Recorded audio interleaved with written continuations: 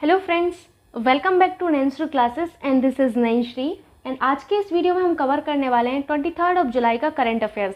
सो आइए शुरुआत करते हैं आज के करंट अफेयर्स की। एंड आपसे पहला क्वेश्चन है कि निम्नलिखित में से किसे जुलाई 2022 में भारत के 15वें राष्ट्रपति के रूप में चुना गया है। सो आई थिंक आप सभी को ये क्वेश्चन पता होगा क्योंकि ये बहुत ज़्यादा चर्चाओं में रही हैं। तो भारत के 15वें राष्ट्रपति के रूप में जिनको चुना गया है वो आपकी द्रौपदी मुर्मू जी हैं, इसलिए थर्ड ऑप्शन आपका करेक्ट होगा।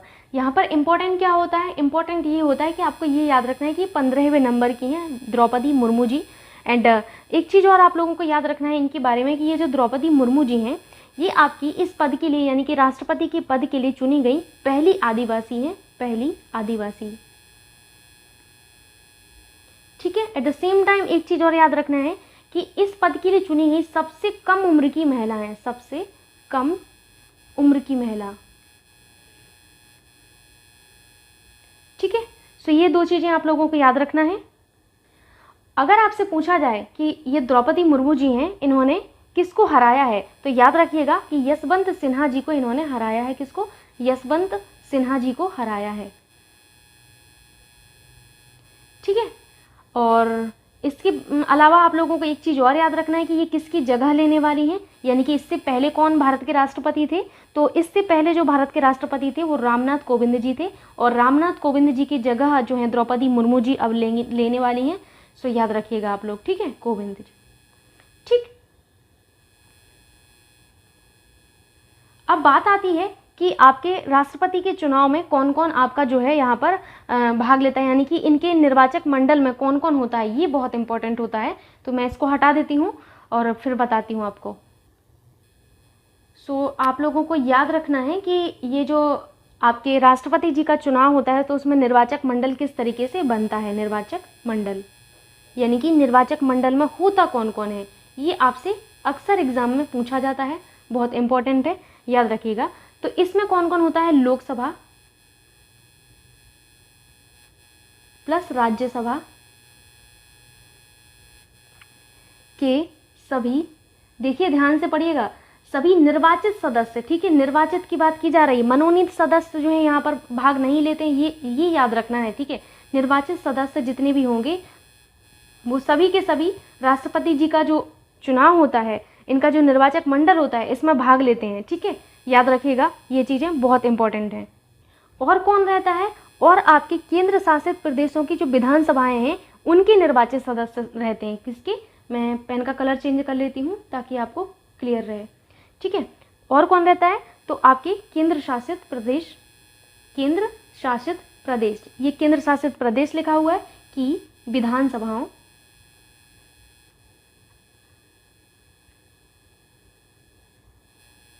के निर्वाचित सदस्य। इंपॉर्टेंट यहाँ पर ये है कि आपको ये चीज़ याद रखना है कि निर्वाचित सदस्य होते हैं, ना कि मनोनीत सदस्य, अदरवाइज आपका क्वेश्चन का आंसर गलत हो जाएगा। याद रखिएगा कि बहुत ज़्यादा इंपॉर्टेंट है, ये इस चीज़ को याद रखना कि यहाँ पर निर्वाचित सदस्य होते हैं दोनों ही जगह।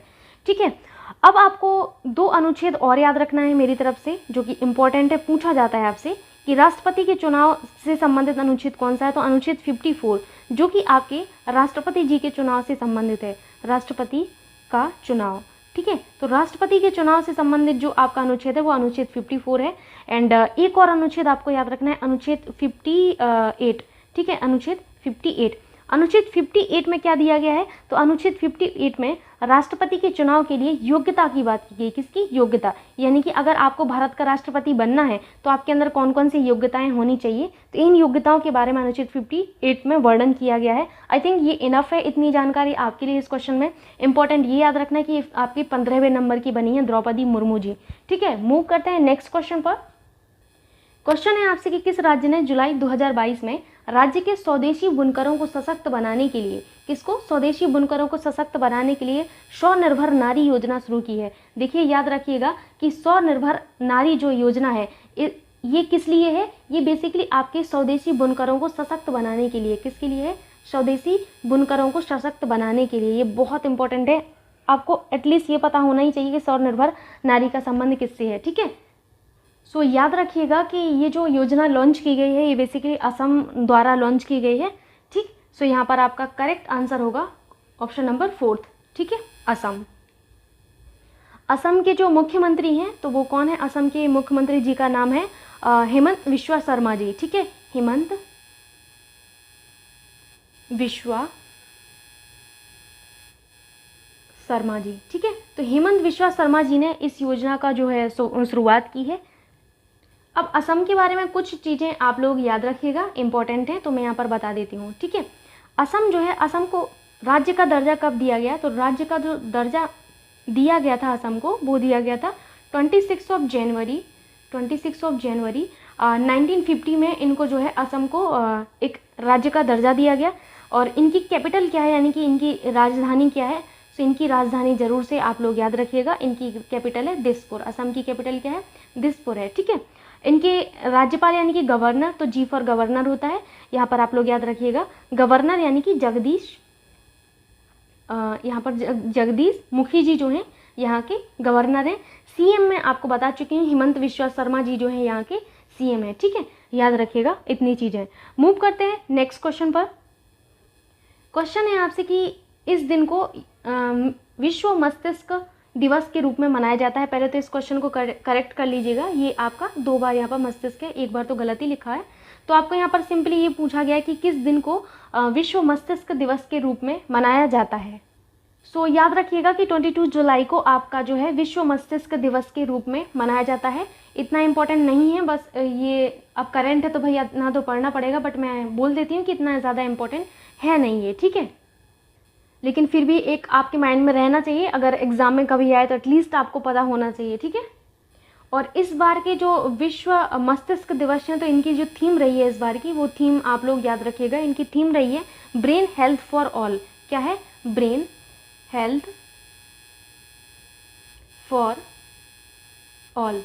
ठीक है, ये जो है इनकी थीम रही है ब्रेन हेल्थ फॉर ऑल। ठीक, सो मूव करते हैं नेक्स्ट क्वेश्चन पर। क्वेश्चन है आपसे कि प्रख्यात वैज्ञानिक और पद्मश्री विजेता जिनका निधन हो गया है, आपको उनका नाम बताना है। सॉरी, ये क्वेश्चन मूव हो गया मेरे से। बताइए आप लोग कि यहाँ पर जिनका निधन हो गया है वो आपके एक प्रख्यात वैज्ञानिक भी रहे, और उनको पद्मश्री पुरस्कार जो है ये भी इनको दिया गया था। ठीक है, सो याद रखिएगा यहाँ पर डॉक्टर अजय पारिदा जी जो हैं, ये एक आपके प्रख्यात वैज्ञानिक थे और इनको पद्मश्री पुरस्कार भी मिला था, और इनका हाल ही में जुलाई को अभी रिसेंट में ही इनका निधन हो गया है। ठीक है, अब यहाँ पर निधन से संबंधित मैं आपको 1-2 व्यक्ति बता देती हूँ ताकि आप लोग याद रखें, क्योंकि ये इम्पोर्टेंट हैं। ठीक है, तो याद रखिएगा कि पंडित भजन सापोरी, ये जो हैं आपके पंडित भजन सोपोरी, इनका भी निधन हुआ है। और इनका संबंध किससे था? तो इनका संबंध जो था वो संतूर वादन से था। अब संतूर वादन से तो ये देखिए इंपॉर्टेंट बन जाता है, और संपूर वादक थे ये, तो इनका निधन हो गया है। एक तो आपको इनको याद रखना है, और एक जो आप लोगों ने नाम सुना होगा सिंधुताई सपकाल का नाम बहुत ज़्यादा ये चर्चाओं में रही हैं।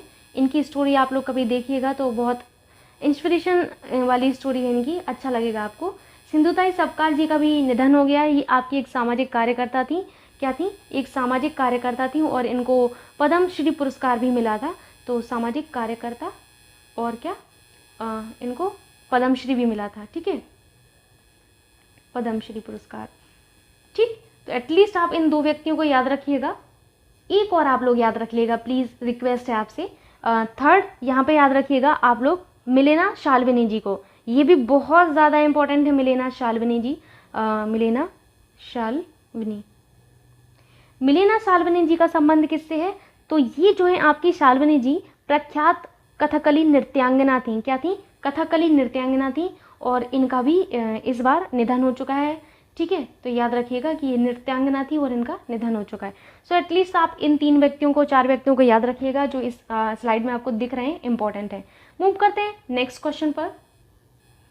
क्वेश्चन है आपसे कि जुलाई 2022 में लॉन्च पुस्तक द रेजिलिएंट एंटरप्रेन्योर के लेखक कौन है?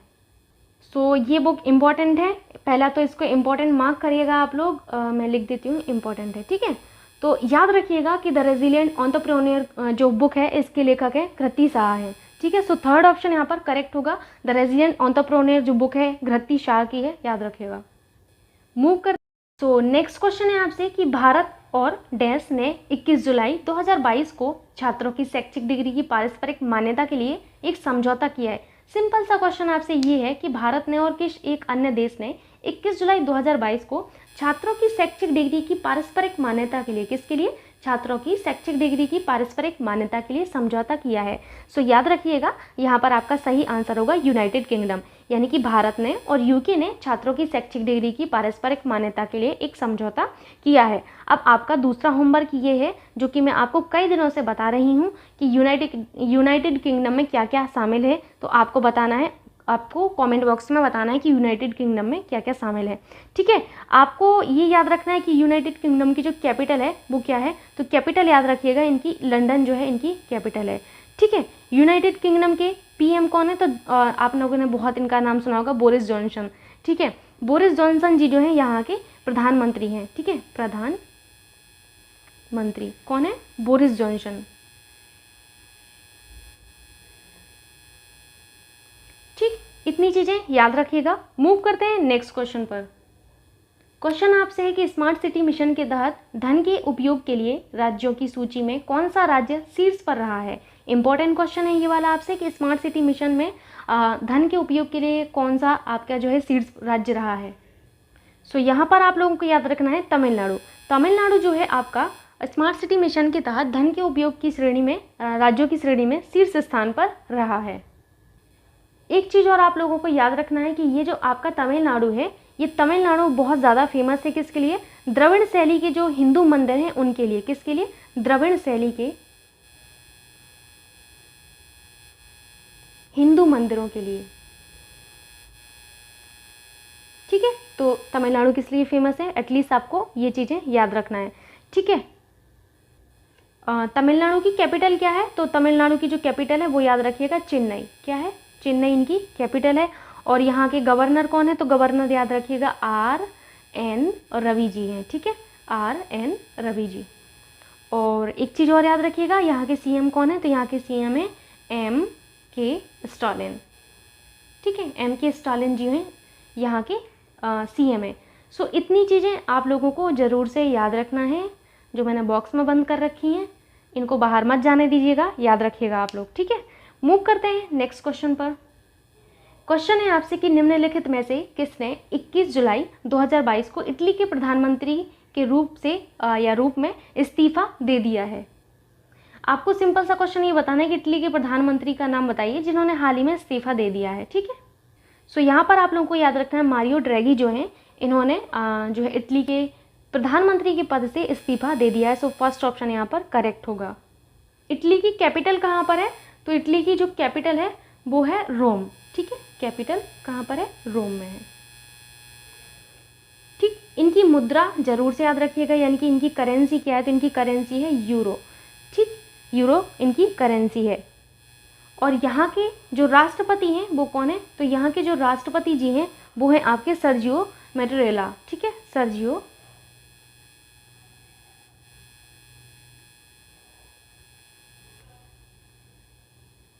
मटेरियला। ठीक है, इतनी चीज़ें आप लोगों को याद रखना है।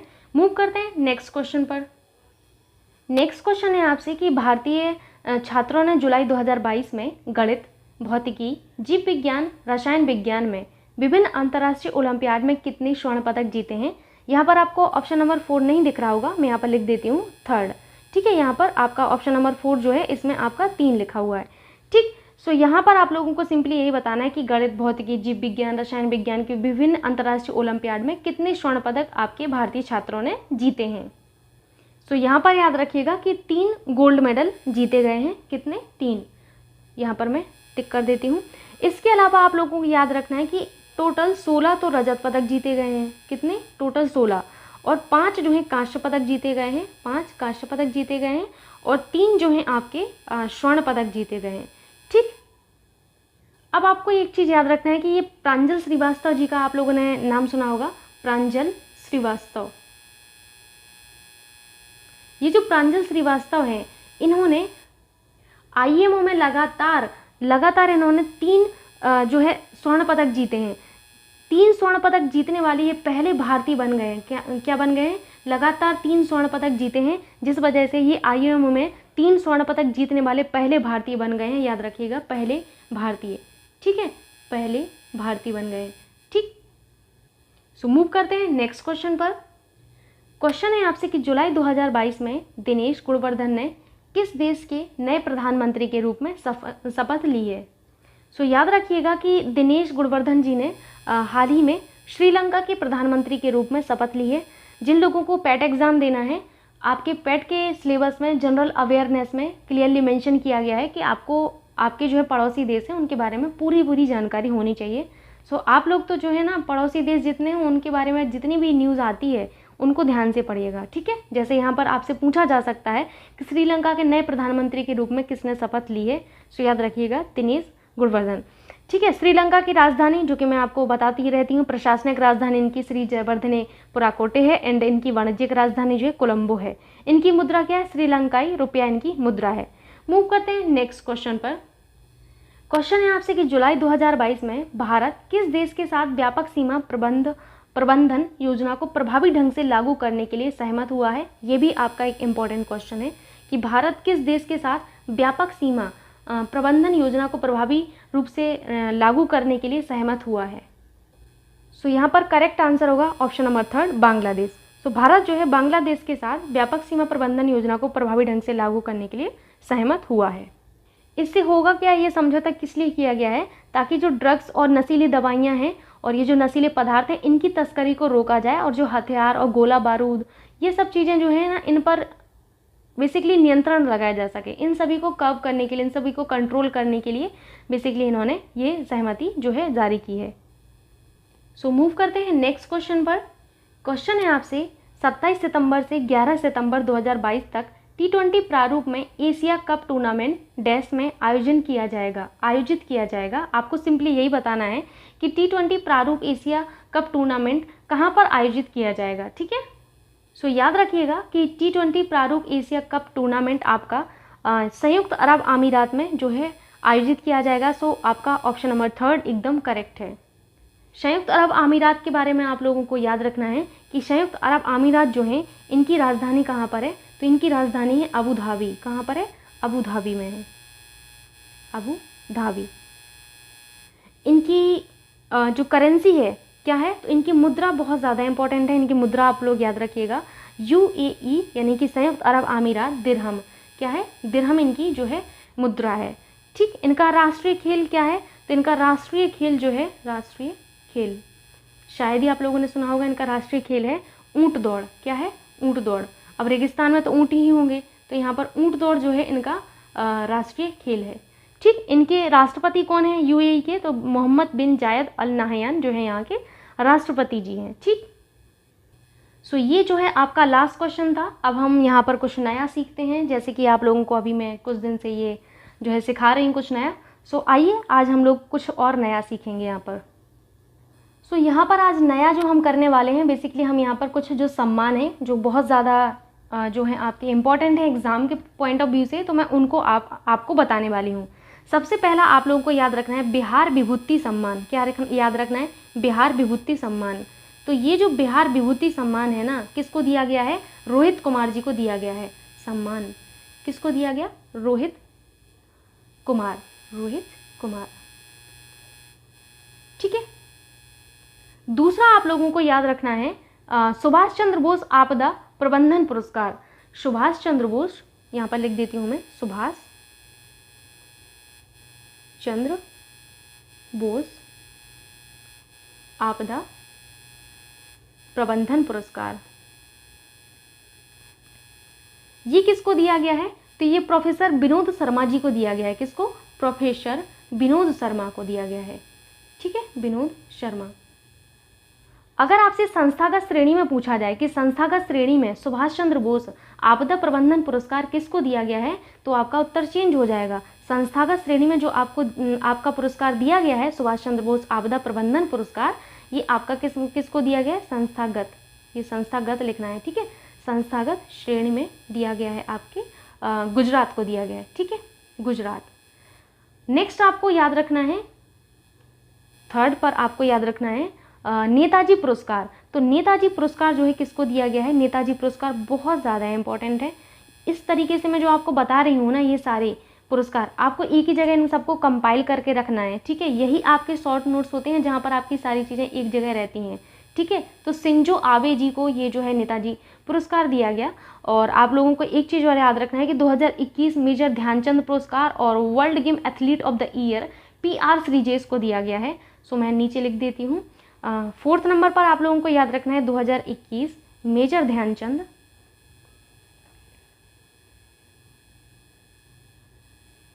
पुरस्कार और एक और है world game athlete of the year. ये किसको दिया गया है?